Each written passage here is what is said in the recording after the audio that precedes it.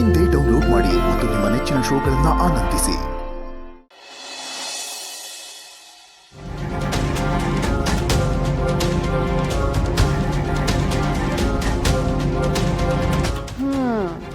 ಈಗ ನೋಡಿ ಮಜಾ.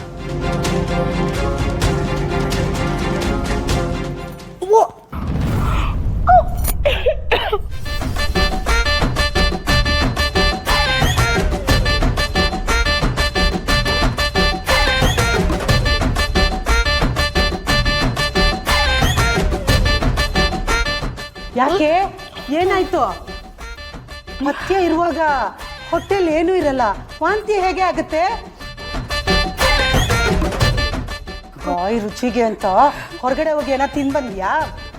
ಅಯ್ಯೋ ಇಲ್ಲ ಅತ್ತೆ, ನಾನೇನು ತಿಂದಿಲ್ಲ. ಆದರೂ ಯಾಕೆ ಹೀಗೆ ಆಗ್ತದೆ ಅಂತಾನೆ ಗೊತ್ತಾಗ್ತಿಲ್ಲ. ಯಾಕೋ ಬೆಳಗಿಂದ ತುಂಬ ಹೊಟ್ಟೆ ತೊಳಸ್ದಾಗ ಆಗ್ತಿದೆ.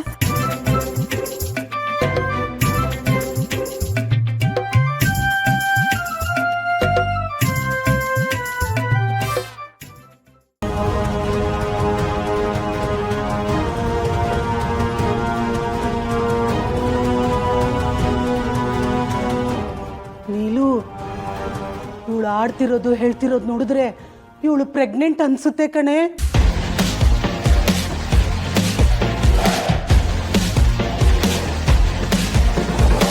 ಅತ್ತೆ ಏನ್ ಹೇಳ್ತಾ ಇದ್ದೀರಾ? ಹೌದು ಕಣೆ, ಸಿದ್ದು ಹೊಟ್ಟೆಯಲ್ಲಿರುವಾಗ ನನಗೂ ಹೀಗೆ ಆಗ್ತಿತ್ತು. ಅವನ ಮಗನೇ ಅಲ್ವಾ, ಅದಕ್ಕೆ ಇವಳು ಹೀಗೆ ಆಡ್ತಿದ್ದಾಳೆ.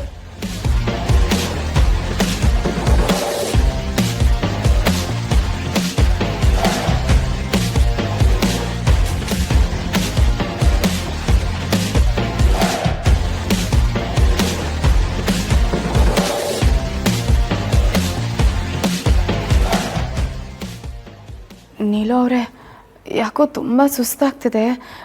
ಒಂದು ಸ್ವಲ್ಪ ನೀರು ತೊಗೊಂಬರ್ತೀರಾ? ತಂದ್ಕೊಡು.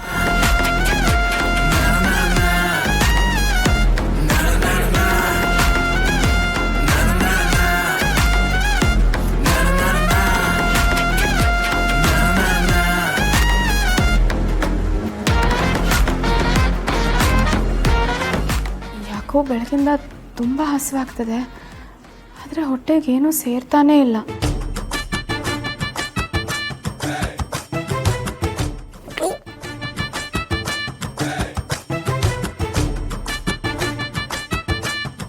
ಏನೇ ಇದು?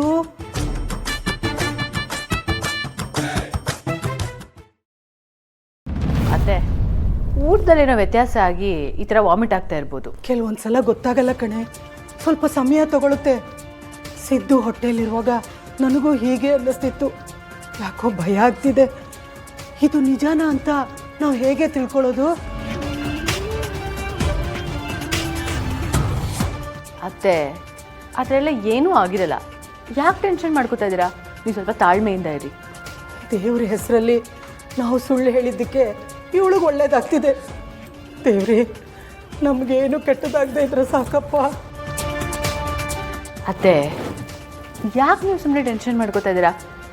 ಮೊದಲು ಅವಳು ನಿಜವಾಗ್ಲೂ ಪ್ರೆಗ್ನೆಂಟ್ ಆಗಿದ್ದಾಳ ಇಲ್ವಾ ಅದನ್ನು ಕನ್ಫರ್ಮ್ ಮಾಡ್ಕೊಳ್ಳೋಣ.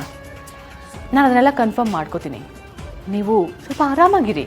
ಅಲ್ಲಿವರೆಗೂ ಸಮಾಧಾನ ಇಲ್ಲ ಕಣೆ. ಸುಳ್ಳು ವ್ರತ ಮಾಡಿಸಿ ನನ್ನನ್ನು ಸಿದ್ದು ಅವ್ರನ್ನ ದೂರ ಮಾಡೋಕ್ಕೆ ನೋಡ್ತಿದ್ರಿ ಅಲ್ವಾ?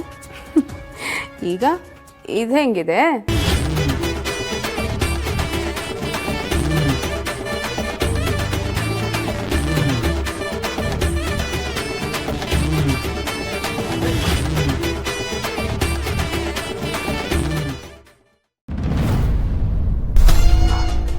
ಅಯ್ಯೋ ಶಿವನೇ, ಯಾಕೆ ಈಟೊತ್ತಲ್ಲಿ ಹಿಂಗೆ ಕರ್ಕೊಂಬರ್ತಾ ಇದೆಯಾ? ಅಲ್ಲಿಗೆ ಏನಾಯ್ತು? ಅತ್ತೆ, ಭಾವನಾ ವಾಂತಿ ಮಾಡ್ಕೊಳ್ತಾ ಇದ್ದಾಳೆ. ಅದಕ್ಕೆ ನಾನೇನು ಮಾಡೋಕ್ಕಾಯ್ತದೆ? ನನಗೇನೋ ವಿಷಯ ಅದೇ ಅಂತ ಅನಿಸುತ್ತೆ. ನೀವು ಸ್ವಲ್ಪ ಹೋಗಿ ನೋಡಿ ಅತ್ತೆ. ನಾಡಿ ಹಿಡಿದು ನೋಡಿದ್ರೆ ಎಲ್ಲ ಗೊತ್ತಾಯ್ತದೆ.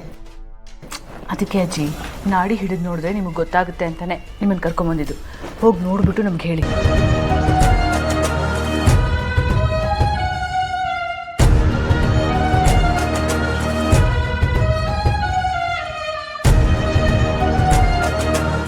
ಏನಮ್ಮಿ ವಾಂತಿ ಆಯ್ತಾ ಇದೆಯಂತೆ?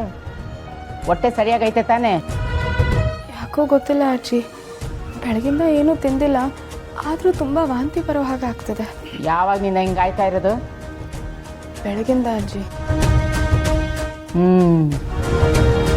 ತಲೆ ಏನಾದರೂ ಸುತ್ತಾಯ್ತಾ?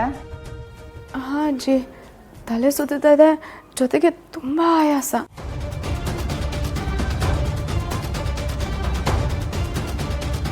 ಇಲ್ಲಿ ಕೈ ಕೊಡಿಲಿ.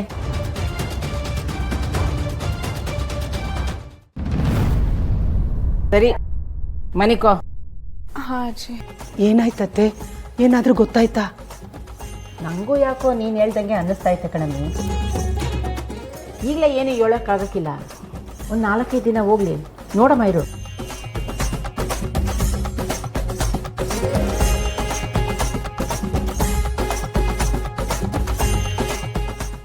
ಅತ್ತೆ, ನಾವು ಇವರಿಬ್ಬರು ದೂರ ಆಗಬೇಕು ಅಂತ ಅಂದ್ಕೊಂಡು ಇಷ್ಟೆಲ್ಲ ಮಾಡ್ತಿದ್ರೆ ಇವ್ರು ನೋಡಿದ್ರೆ ಇನ್ನೂ ಹತ್ರನೇ ಆಗ್ತಿದಾರಲ್ಲ.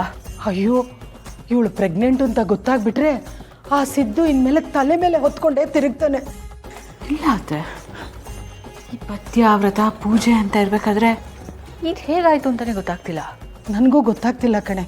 ಒಟ್ಟಿನಲ್ಲಿ ನಾವು ಅಂದ್ಕೊಂಡಿದ್ದು ಮಾತ್ರ ಆಗ್ತಿಲ್ಲ, ಬೇರೆ ಎಲ್ಲ ಆಗ್ತಿದೆ. ನೀವು ಅಂದ್ಕೊಳ್ಳೋ ಹಾಗೆ ಯಾವುದೂ ಆಗಲ್ಲ ಅತ್ತೆ.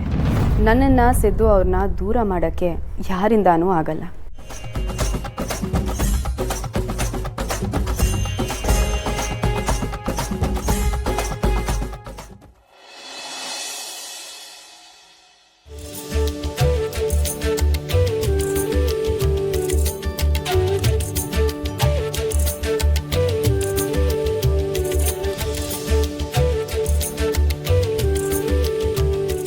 ಅಯ್ಯೋ, ಕೈ ತೆಗೀರಿ. ಯಾರಿದು ನೋಡಿ, ಈ ಕೈ ತೆಗಿಲಿಲ್ಲ ಅಂದರೆ ನಾನು ಜೋರಾಗಿ ಕಿರ್ಚ್ಬಿಡ್ತೀನಿ ಅಷ್ಟೇ. ಸಿದ್ದು ಅವರೇ, ಏನು ಈ ಹುಡುಗಾಟ? ನನಗೆಷ್ಟು ಗಾಬರಿ ಆಯಿತು ಗೊತ್ತಾ? ಪರವಾಗಿಲ್ಲ ಮೇಡಮ್ ಅವರೇ, ನೀವು ನನ್ನ ಆಟ ಆಡ್ಸೋದನ್ನು ಶುರು ಮಾಡಿಬಿಟ್ರಿ. ಇರಲಿ ಇರಲಿ. ಅಯ್ಯಯ್ಯೋ, ಒಂದು ವಿಷಯ ಕೇಳೋದೇ ಮರ್ತ್ಬಿಟ್ಟಲ್ಲ ಮೇಡಮ್ ಅವರೇ. ನಾನು ಕೇಳಿದ ನಿಜನಾ? ನೀವೇನು ಕೇಳಿದ್ರಿ? ಹೋಗಿ ಮೇಡಮ್ ಅವರೇ, ಈ ವಿಷಯನೂ ನನ್ನ ಬಾಯಿಂದನೇ ಹೇಳ್ಸ್ಬೇಕು ಅಂತಿದ್ದೀರಲ್ಲ. ಇಂಥ ಖುಷಿ ವಿಷಯನ ನಿಮ್ಮ ಬಾಯಿಂದ ಕೇಳಬೇಕು ಅಂತ ಆಸೆ ನನಗೆ. ಹೇಳಿ, ನಾನು ಕೇಳಿದ ನಿಜನಾ? ಸಿದ್ದು ಅವರೇ, ನೀವೇನು ಹೇಳ್ತಿದ್ದೀರೋ ನನಗೆ ಗೊತ್ತಾಗ್ತಿಲ್ಲ. ಸರಿ ಬಿಡಿ, ನಾನೇ ಹೇಳ್ತೀನಿ. ನಿನ್ನೆ ರಾತ್ರಿ ನೀವು ವಾಂತಿ ಮಾಡ್ಕೊಂಡ್ರಂತೆ. ಅಯ್ಯೋ, ಇವ್ರು ನನ್ನ ಬಗ್ಗೆ ತಪ್ಪು ತಿಳ್ಕೊಂಡಿದ್ದಾರಲ್ಲ, ಇವ್ರಿಗೆ ಏನು ಹೇಳಲಿ? ಲಕ್ಷ್ಮೀ